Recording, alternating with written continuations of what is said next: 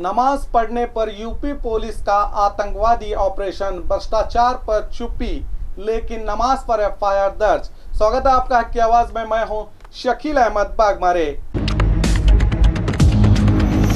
मेरे देशवासियों, आज उत्तर प्रदेश में अगर कोई सबसे बड़ा राष्ट्रीय खतरा है तो वो है कोई मुसलमान का चुपचाप नमाज पढ़ लेना।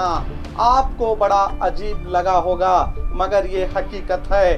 उत्तर प्रदेश के हापुड़ के सिंभावली पावर प्लांट, जहां किसान अपनी जरूरी मांगों को लेकर धरना दे रहे थे, बिजली के खंभे लगवाने, रिश्वतखोरी रोकने, खेतों में पानी की सप्लाई को ज्यादा करने की मांग कर रहे थे, लेकिन पुलिस का ध्यान गया उस एक व्यक्ति पर जिसने बिना शोर, बिना किसी को तंग किए, जो इस धरने का हिस्सा था, नमाज का वक्त होने पर एक कोने में जाकर अपने खुदा के आगे सर झुका दिया। फिर क्या था, यूपी पुलिस ने नमाज पढ़ने पर बीएनएस की इतनी धाराएं लगाई। धारा 191 अवैध जमोड़ा लगाने को ये धारा लगाई जाती है। एक आदमी जो अकेले में किसी कोने में नमाज पढ़ रहा है उस पर 191 धारा लगाई गई।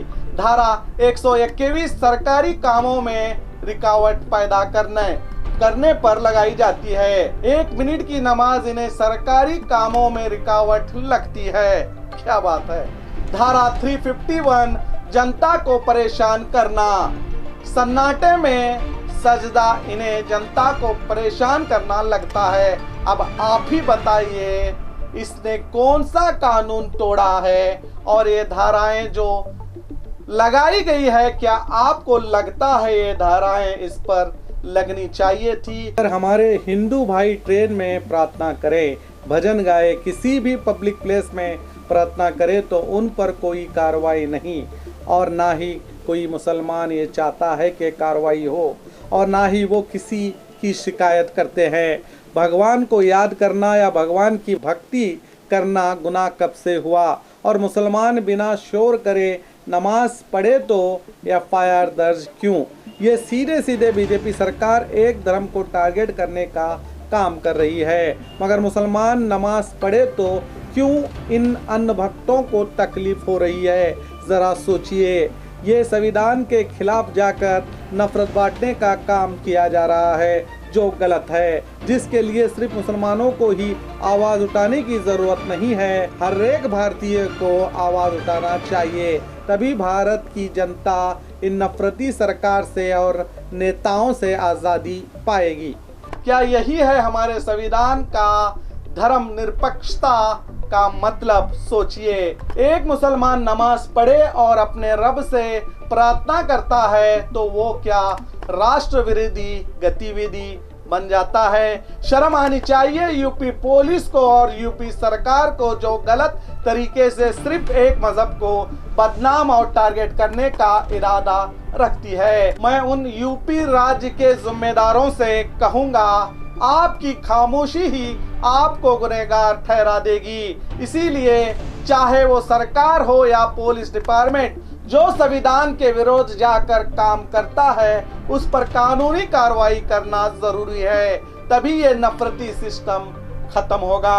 आप सोते रहोगे तो सामने वाला आप पर हावी होता रहेगा। जिन पुलिस वालों ने संविधान के विरोध जाकर एफआईआर दर्ज की है उन पर कानूनी कार्रवाई कीजिए ताकि कोई और इस तरह की घटिया हरकत ना करे। ये वही यूपी है जहां 1857 में हिंदू मुसलमानों ने एक साथ मिलकर आजादी की पहली लड़ाई लड़ी थी। आज एक सजदा देश की एकता के लिए खतरा बन गया है। आज अगर डॉक्टर बाबा साहब अम्बेडकर जिंदा होते तो देखकर रो पड़ते कि उनका बनाया संविधान, जहां अनुच्छेद 25 और 28 धार्मिक स्वतंत्रता की गारंटी देता है, उसे पुलिस की एफआईआर ने कैसे नमाज पढ़ने से इनकार कर दिया, और कैसे पुलिस ने एक नमाज पढ़ने वाले पर एफआईआर कर दिया। क्या यही नया भारत है जहां भ्रष्टाचार पर चुप्पी लेकिन नमाज पढ़ने वाले पर एफआईआर, बलात्कारियों को संरक्षण, लेकिन मस्जिद जाने वालों को हिरासत। सबका साथ सबका विकास का मतलब क्या है? मेरे देश के नागरिकों से पूछता हूँ, क्या हम वाकई ही वो भारत बना रहे हैं जिसका सपना भगत सिंह, पटेल और नेहरू ने देखा था, या फिर हम इतिहास में वो काम करने जा रहे हैं जिसे आने वाली पीढ़ी शर्म से पड़ेगी? मैं तो सभी धर्म के नागरिकों से यही कहूँगा, नफरत से किसी का पेट नहीं भरता। ये नफरती सरकारें, ये नफरती नेता आपको धर्मों में बांटकर अपना पेट भर रही है और देश के हर एक नागरिक को, चाहे वो किसी भी धर्म का हो, उसे क्रिमिनल बना रही है, ताकि कोई सवाल ना पूछे कि हमें जॉब कब मिलेगा, हमारे शहर के गांव के पक्के सड़कें कब बनेगी। ऐसे कई सवाल हैं जो आपको पूछना है, मगर वो पूछने नहीं दिया जाएगा। इसलिए बता दूं, अक्लमंद बनिए और नफरत के खिलाफ आवाज उठाना शुरू कीजिए, वरना नुकसान सिर्फ एक धर्म का नहीं होगा, हर एक देश के नागरिक का होगा। समझदारों के लिए ये न्यूज़ है, समझ में आए तो अपने व्हाट्सएप ग्रुप में भी अपने दोस्तों को न्यूज़ सेंड कीजिए। और सच का साथ देना